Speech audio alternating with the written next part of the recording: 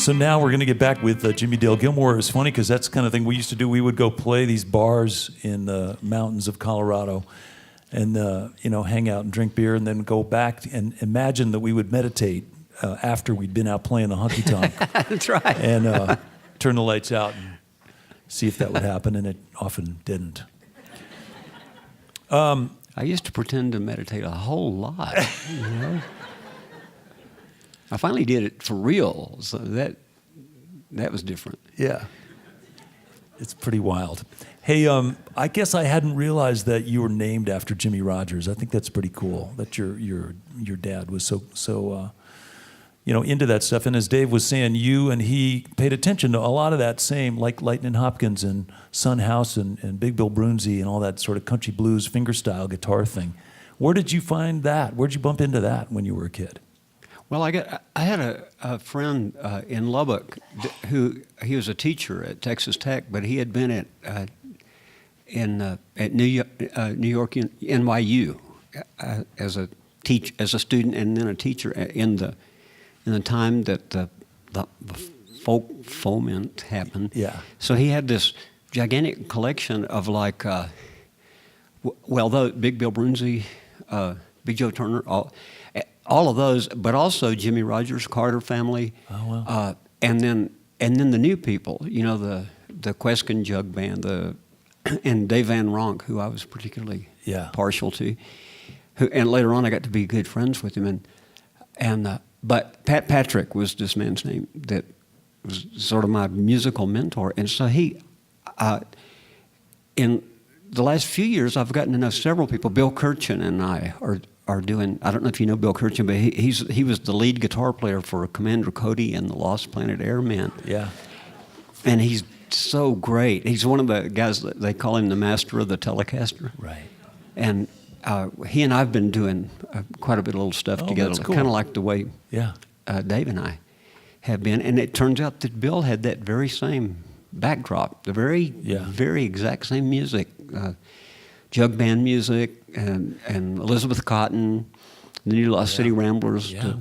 No, that was the stuff. And it's amazing to think about that moment in time because it was this, the folk boom. It wasn't just about rebelling. It wasn't just about saying everything that came before was stupid. It was actually about wow, that's really cool. I want to go a little deeper and find out where did they learn that, and where did they learn that, and where did that come from? All right. Bob Dylan was so true to Woody Guthrie, and then so his own thing.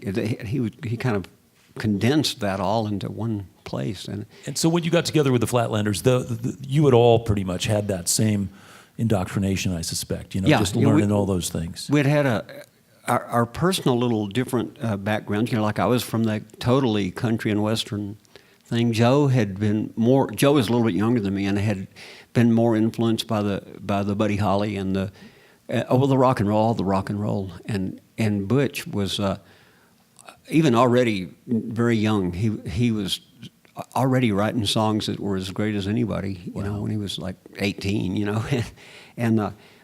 but we converged on that stuff. And what happened was by the three of us getting together, we all learned each other's repertoire, which expanded it exponentially, and plus we always mainly there was something about us that we just loved each other. We just had so much fun all the time. We just laughed all the time.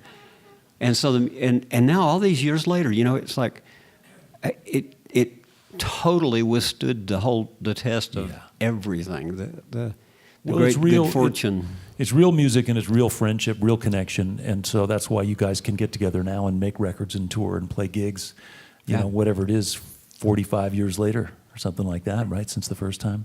And I didn't realize until we did this little tour that Dave had done a whole lot of stuff in the period when I was in Denver, and then in the early '80s, the Joe Ely Band and the Blasters did a lot of stuff together. Yeah, I bet. And I kind of missed out on that part of it. If there's one little segment that I was.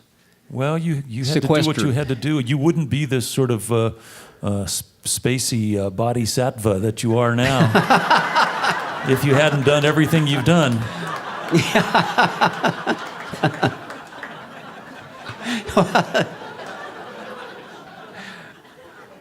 Well, you know, it's ironic. You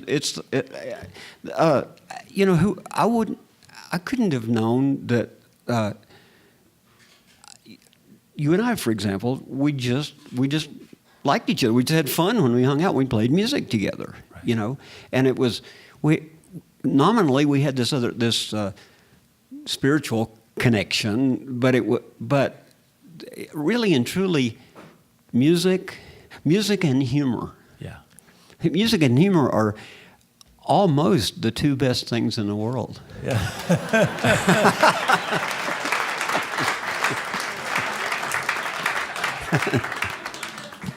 But it's cool that Jimmie does get to travel around still and go to institutions where people think about things, and you get to be that guy who's been a seeker and who's been, you know, as we all have been for a long time, whether we're trying to figure out how to play the way Elizabeth Cotten plays, you know, or figure out what's really making people happy.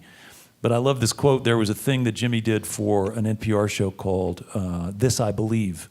And I'm gonna quote you. You said, "I have come to believe the words of the Indian philosopher poet Shanti Deva. All the joy the world contains has come through wishing happiness for others. All the misery the world contains has come through wanting pleasure for oneself." So that's a tough mantra. That's a tough one. How are you doing living with that? Well, it's been proven over and over to me. That it's true. Yes. Yeah.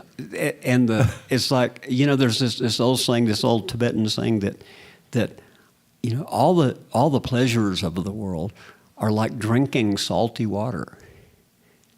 It never quite hits the spot.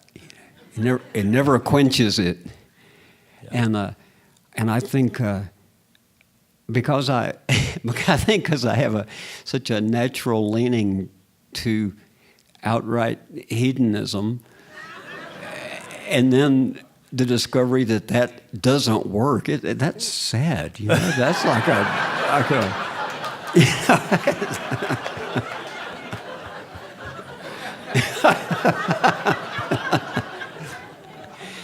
young people don't want to know about that. That's wild, Jimmie. I think it's so appropriate that you were in the Big Lebowski somehow. I just think this makes more sense all the time. Well, listen, we've got more music. It's fun hanging out, as it always has been. Glad you're back here. Glad you're here with Dave in tow, because really two of my favorite musicians and people. So it's cool to see you guys together. I never would have seen it coming, actually, but it makes perfect sense. I know. It's a surprise. They keep on happening. Yeah. Well, let's welcome back, if you would, Dave Alvin and Jimmie Dale Gilmore.